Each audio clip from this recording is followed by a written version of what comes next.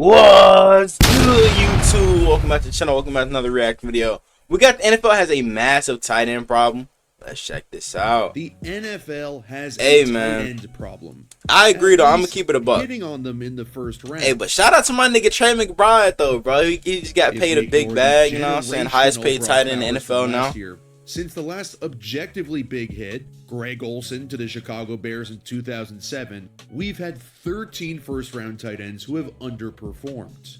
This has transpired during the golden age of tight end play with Travis Kelce, Rob Gronkowski, and George Kittle, but they were drafted in the third, second, and fifth rounds respectively.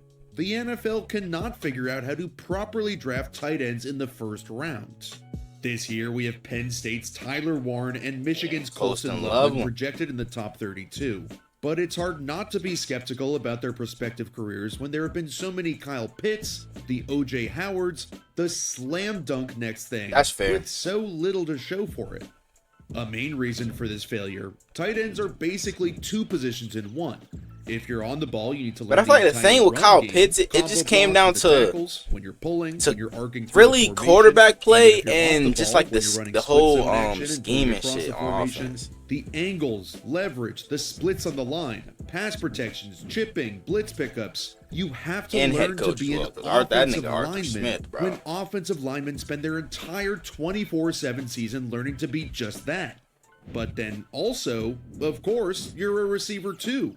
That part of the playbook, you need to work your releases, learn the route combos, when you're going to keep running or sit down, learn blitzes, different motions. The tight end position is a lot to put on just one player. It's, for my money, the most underrated position in the league. It's the most misunderstood as well. They do a lot of the dirty work, bro. Well, defend the position plays a major part in how effective a tight end's career will be. For many offenses, 12 personnel, 1 running back, 2 tight ends, 2 receivers is the most successful, efficient personnel grouping in terms of expected points added, because it's the most versatile personnel group where you can easily switch between run or pass. 11 personnel has been the NFL's go-to for quite some time. That's 1 back, 1 tight end, and 3 receivers. But that sends a much clearer signal you're going to pass the ball with all those receivers, since you have just 1 tight end to block if you're running. Which is why we've seen a Cooper Kupp type become so valuable. He's also an incredible blocker, so even though he's a wide receiver, he almost acts as a pseudo tight end. Now it kind of makes sense why they traded for, or not traded for him, why they signed him, bro. Because they desperately needed help at blocking, bro. Especially, you know what I'm saying, on the ground and shit. Because their tight ends, bro, can't block for shit. 2 tight ends on the line and run the ball. So now it kind of makes sense. But at the same time, you got 2 slot receivers. So I wonder how that's going to work. When you have 2 tight ends on the field, they're denoted with the letters Y and H, and here's what that means. The Y tight end is typically on the ball in the core as it's known, think Gronk or Kittle, and his job is to be more of a complete tight end where he's blocking and running routes. Then the H tight end, the move tight end, is typically off the ball. You can split him outside, motion him. He's more of a wide receiver, not as much a blocker. In my opinion, another main problem with the past decade plus of first-round tight end failures is that too many of them are H-move tight ends and aren't capable of the blocking part of the position, so defenses play them differently. The idea is that in 12 personnel, the defense is forced to match with their base personnel, meaning only 4 defensive backs, corners, or safeties, to defend all the heavy bodies. Defenses are scared of getting run on over and over again. So against that heavier base defense, teams with that classic tight end, the Gronk or Kittle, can then flex out their tight end into a wide receiver role about to see a Ravens clip in here too. Bigger body on defense to guard them in space. Defenses typically match 12 personnel with base, because as I said, we gotta stop the run. But if Gronk or Kittle are tearing you up outside, you could match with nickel personnel, where you swap out one of your big linebackers for another defensive back to match up with the speed of the tight end. But then the offense can just keep both tight ends in and pound your now lighter defense up the middle. This is where I think the first-round tight end has gone wrong. The Kyle Pitts, the Eric Ebrons, the Evan Ingrams, these guys are not good blockers, so a defense can still match 12 personnel with nickel instead of base and just treat your new first-round tight ends like a wide receiver, nullifying the advantage you get from being a tight end. This is the It's gonna be dilemma tough to with do Tyler that Warren against and Tyler Colson Warren, Loveland. bro. Can they break the mold of the H-move tight ends that keep failing? First, Tyler Warren, to be honest, does project as an H, not a Y, but there's also a lot to like about him.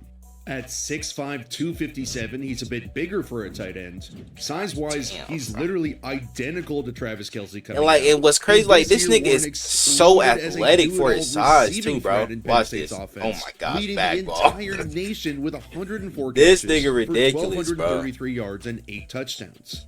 He has good size, great power, really That was good a nice hands, I ain't gonna yards, lie, and that was a 8 nice out route. I'm touchdowns. gonna keep it a buck. He has good size, great power, Stack 'em. really good hands. And Get if the you DB want on to his see a heels. difference maker, turn on the USC tough. film where he tore him cheeks up for 17 catches, 224 yards, played multiple snaps from the Wildcat, threw passes too. In the first drive alone, they threw him 5 screens, a QB sneak, and he finished it off with a touchdown.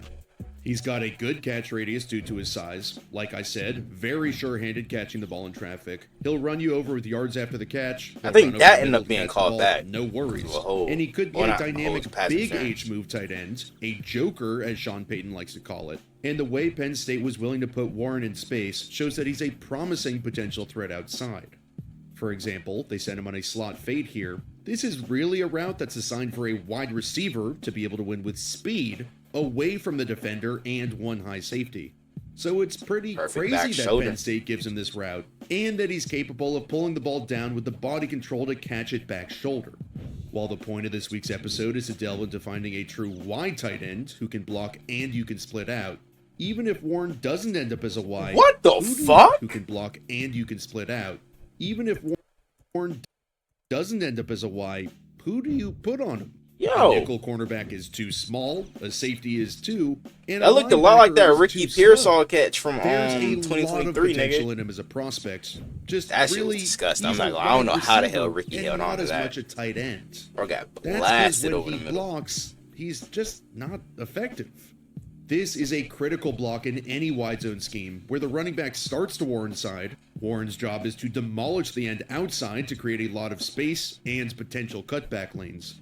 But with his big size and lack of bendability in his body, he strikes too high, gets stood up, and doesn't gain any ground. For his bigger size, he's not a mover of men, and that's why I worry about him kicking inside as a true Y and becoming that threat where defenses don't know whether to play base or nickel, which is exactly where Colson Loveland comes into play. He's a bit smaller at 6'5", 245, but much more the prototypical size tight end, similar to a Pat Fryermuth and many, many others at the position. Loveland didn't Isaiah have the Likely. same explosive receiving stats, just 56 catches for 582 yards and 5 touchdowns. But he's much better at blocking than Warren, and does project as more of a wide tight end. Wow, I based on thought his I thought skill set. Warren was better at He blocking doesn't play than nearly Loveland. as I'm gonna keep big it as a buck. Warren, but he's a good athlete, has a nice catch radius, and is definitely a better route runner than the other, specifically against zone coverage. Here, Loveland is bumped inside into the slot, and against 2 high safeties, this route is supposed to be converted to attack the space in between the 2 safeties up through the post. But watch how Loveland reads the coverage in the down, and since the safeties are both so tight together, he gets skinny, cutting his route off flatter, and becomes really friendly to the quarterback so that he can make an easier throw. I like him more as a blocker than Warren. He has good hand placement, he uses his leverage and body positioning better despite his smaller frame. And I believe he can play Y, despite the fact that he's not going to demolish anybody and throw anybody back. My only knock on him is how inconsistent he is. One play later, he Oh got my his ass gosh, kicked he on the got block. fried, I ain't And gonna that lie. was always his That problem. arm over Play to move play, killed he could him, be boy. polar opposites.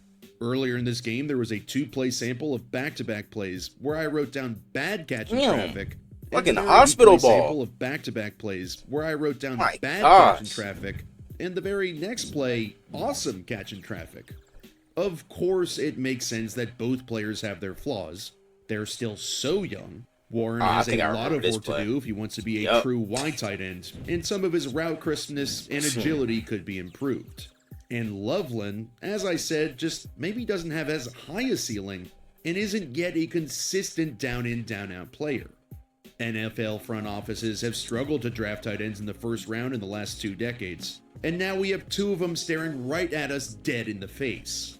With the more recent group of the position struggling as move tight ends, it gives me pause on Tyler Warren, even though I do like him more as a prospect. Loveland can be that wide tight end, he's better inside, so defenses will be forced into base personnel when he's on the field, and then you can flex him outside as a wide receiver and have him torment a poor linebacker.